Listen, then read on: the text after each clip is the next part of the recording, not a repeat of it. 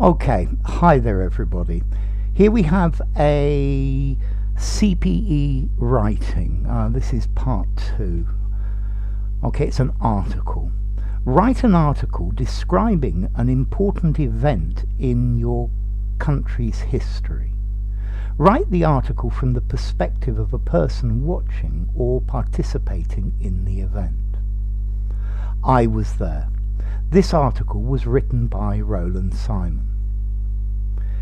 If I could witness one historical event, it would be the defence of Eger Castle in 1552.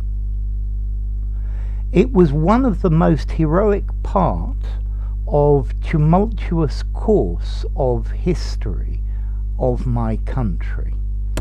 Okay, this sentence is not very good. So it was one of the most heroic events, one of the most heroic parts in the tumultuous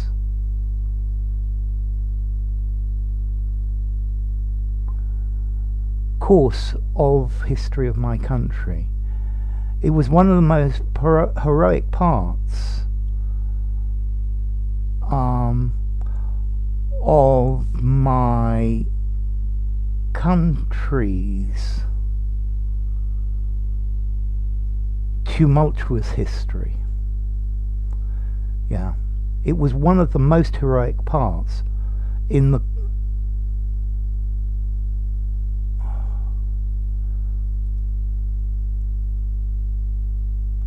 It was one of the most heroic parts in the one of the most heroic parts of my country's history. It was one of the most heroic parts of my country's history. The Kingdom of Hungary was the last bulwark against Ottoman invasion in Europe in the medieval era. So either an Ottoman invasion or the Ottoman invasion, if we all know which one. I'm going to put an, because not all of us are very knowledgeable about Hungarian history.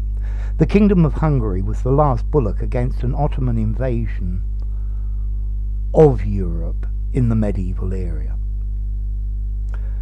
The Turkish militia invaded and conquered the large part of Hungary between 1541 and 1686. So my first question, do you mean militia? Okay, militia are ordinary people who are recruited and normally make an army. Yeah, militia are not professional soldiers. Yeah, they are. It's a conscript army, and I don't think you mean militia. There may have been militia regiments within the Turkish army, but no. You need the Turkish military or the Turkish army, the Turkish military. The Turkish military invaded and conquered a large part of Hungary, because which one specifically? Between 1541 and 1686.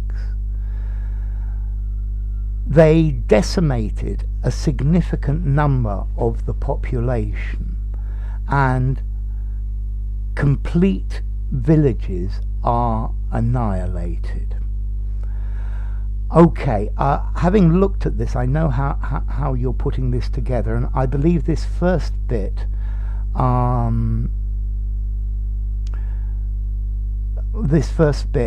okay, either you need to put this all in a present simple. So, if you're present, they decimate a significant number, a significant proportion of the population, and complete villages are annihilated.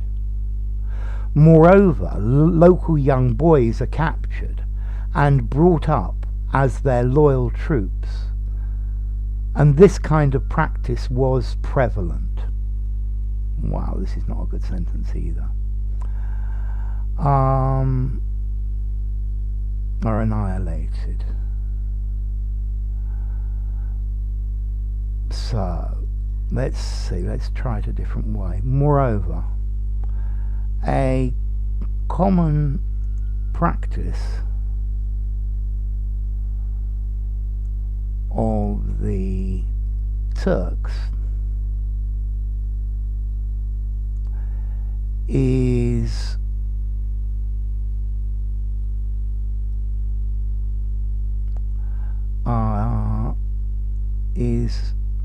to capture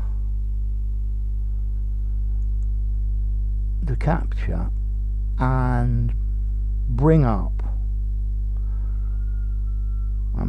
and rear. You could use rear here, but you've got brought up and bring up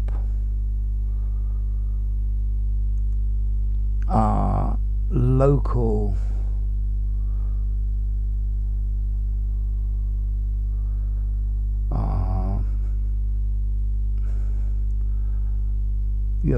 boys and youths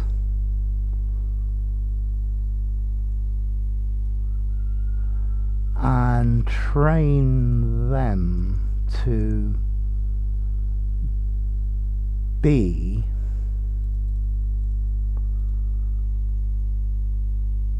loyal Turkish troops. A common practice, a prevalent, that's with the word, a prevalent practice of the Turks is to capture and bring up local boys and youths and train them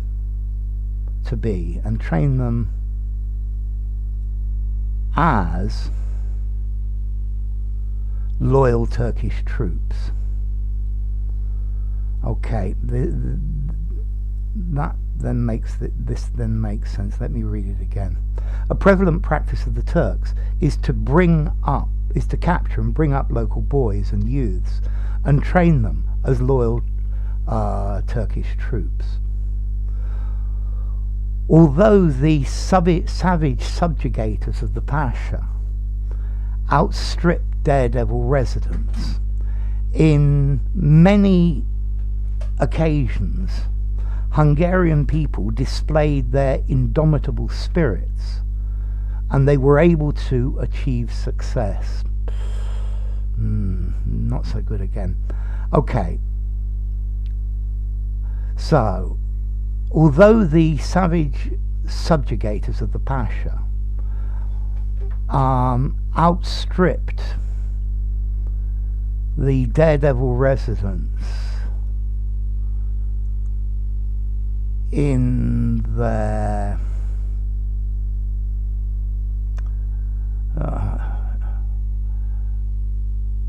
so they outstripped them in their objectives. Okay.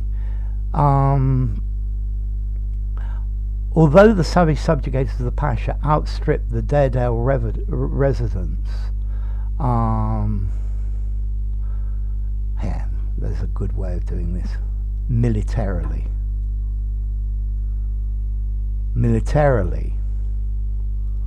on many occasions, on an occasion, the Hungarian people displayed their indomitable spirits. I would normally say indomitable spirit singular, and they were able to achieve success. Take the defense of Eger Castle, for example.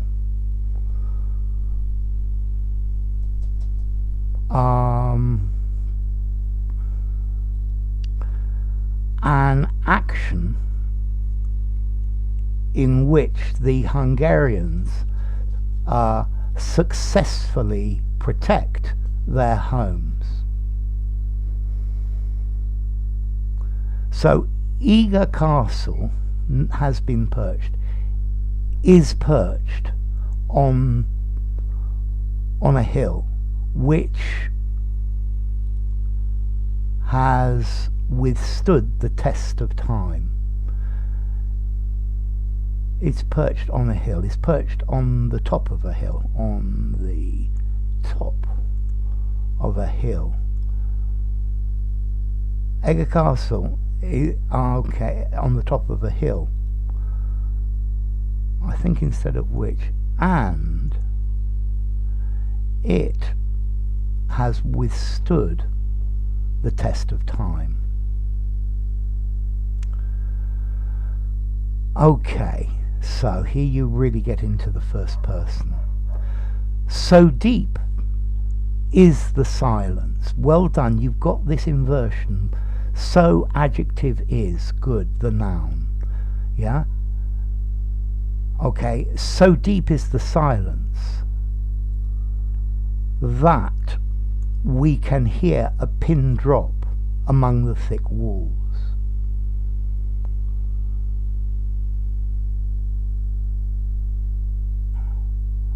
And then know that here. And I have to poke my head out of the window. Okay. Okay, so deep is the silence that we can hear a pin drop among the thin walls. And I have to poke my head out of the window to see what is happening. Istvan Doble, the renowned leader, looks at me obliquely from the other side of the spacious room. Fine. The Ottoman army quietly encircles the castle, preparing to lay siege. Our cannons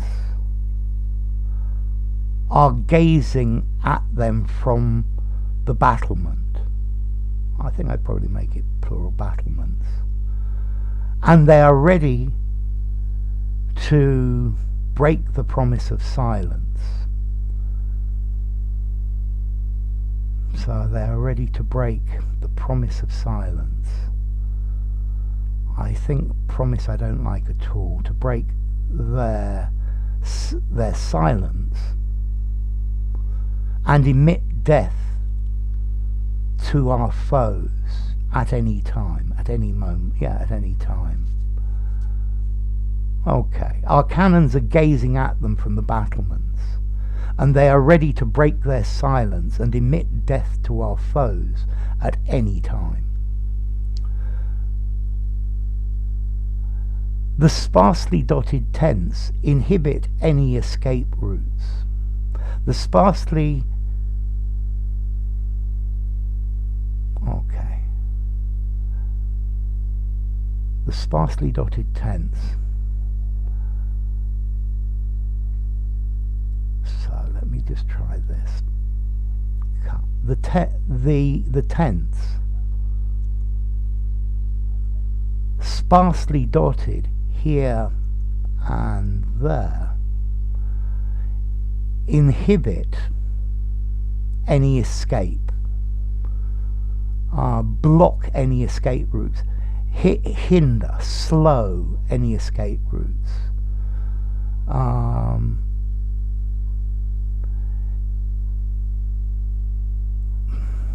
Block, because to slow down, inhibit any escape route. Inhibit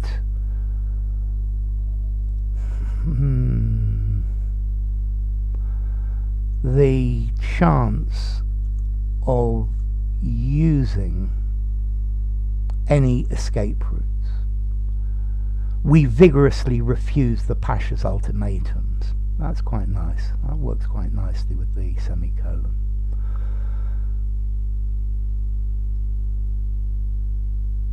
The moments of gruesome battle, uncountable, still linger in my mind. Okay, you've got a problem here, because now you're talking about after the battle, and they still linger. So the moments of gruesome battle will always linger in my mind. I can see our dying friend's face. Okay, I can see our dying friend's face and feel camaraderie and passion at the same time. That's okay. We do not know when they will launch the fourth wave. We can see how they are reinforcing their army. We receive our food and other basic necessities from outside. And then I will put a semicolon here. They are supplied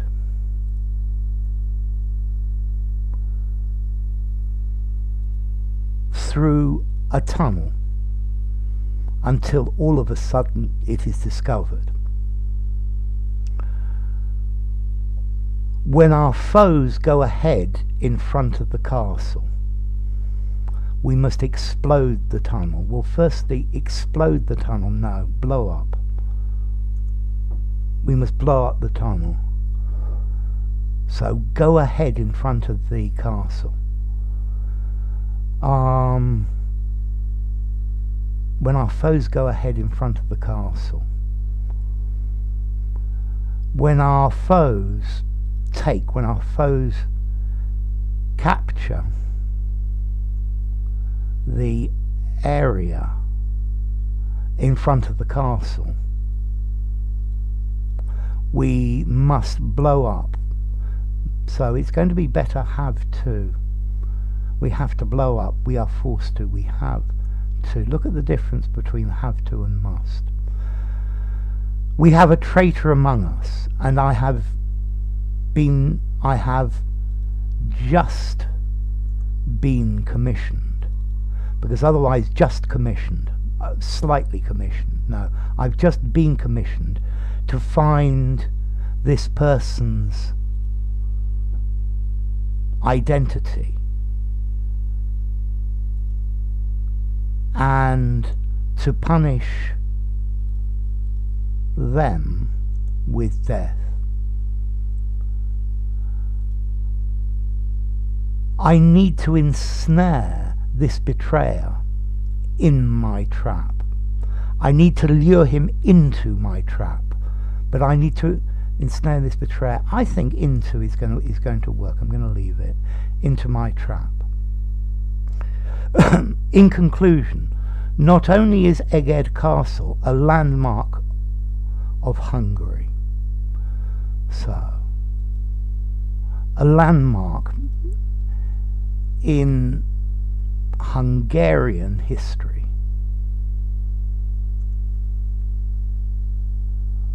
but it is also part of a landmark in the Hungarian landscape, but it is also part of our proud part of